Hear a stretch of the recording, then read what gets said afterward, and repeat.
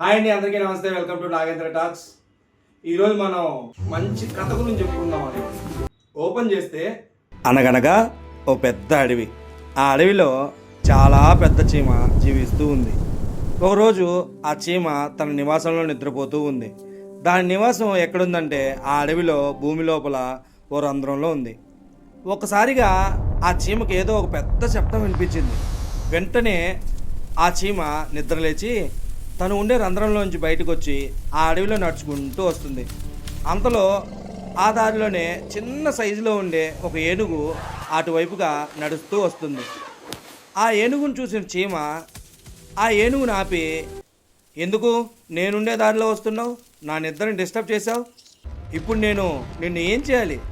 నా కోపానికి నిన్ను తొక్కి చంపేయాలని ఉంది, కానీ నేను అలా చేయలేను.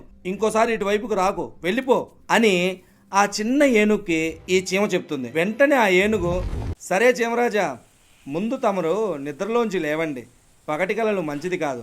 నీకన్నా పెద్దవాళ్ళని భయపెట్టాలన్నది కలగంటే కాదు, కష్టపడితే అవుతుంది. ముందు ఆ పని చెయ్యి అనగానే రంధ్రం లోపల నిద్రపోతున్న ఆ చీమ నిద్రలో నుంచి ఒక్కసారిగా లేస్తుంది. లేవగానే, వారిని ఇదంతా కళ, ఈ కళని ఎలాగైనా నిజం చేయాలి అని ఆ రోజు డిసైడ్ అవుతుంది. ఇది మన కథ. ఈ కథ ద్వారా మనం ఏం తెలుసుకున్నామంటే, మనం చిన్నవాళ్ళమైనా సరే మన కళలు పెద్దగా కంటూ ఉంటాం అనమాట. అంటే పెద్ద పెద్ద కళలు కనేసి వాటికి ఎలాగైనా సరే జయించాలి, వాటికి ధీటుగా నిలబడాలి అని కళలు కంటూ ఉంటాం. అలా కళలు కనడం తప్పు కాదు, అలా కళలు కనకపోవడమే తప్పు అనమాట.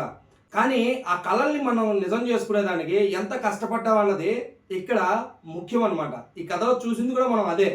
అందుకే మన కళ్ళకు అందాం, వాటిని నిజం చేసుకునేదానికి అంతే కష్టపడతాం. అదే అండి ఈరోజు మనం చెప్పుకున్న కథ.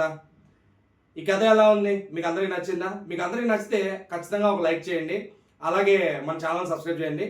ఈ కథ గురించి మీ ఒపీనియన్ ఏంటనేది కింద కామెంట్లో మీ అభిప్రాయాన్ని తెలియజేయండి. ఇప్పటి వరకు నా ఛానల్ మీరు సబ్స్క్రైబ్ చేసుకోకపోతే దయచేసి సబ్స్క్రైబ్ చేయండి.